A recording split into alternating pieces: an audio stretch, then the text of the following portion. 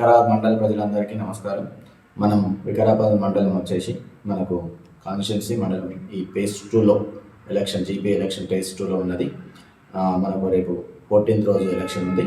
So ఆ రోజు ఎవరైతే నామినేషన్ వేసే అభ్యర్థులు ఎవరైతే ఎలక్షన్కి జీపీ ఎలక్షన్ పోటీ చేస్తున్నారో వాళ్ళలో గెలిచిన వాళ్ళు కానీ ఓడిపోయిన వాళ్ళు కానీ గెలిచిన ఆనందంలో ఊరేగింపులు కానీ తర్వాత బైక్ ర్యాలీస్ కానీ డ్రమ్స్ కానీ డీజే కానీ ఇలాంటివి చేయకూడదు. ఎందుకంటే మనం ఎలక్షన్ కోడ్కు సంబంధించిన దాంట్లో ఉన్నాం.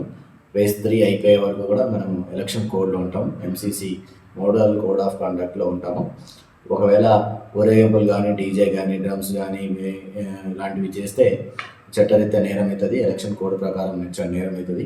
కనుక గెలిచిన వాళ్ళందరూ కూడా ఇలాంటివి చేయకుండా ఉండాల్సిందిగా మా వికారాబాద్ టౌన్ పోలీస్ స్టేషన్ నుంచి మీకు కోరుకుంటున్నాం.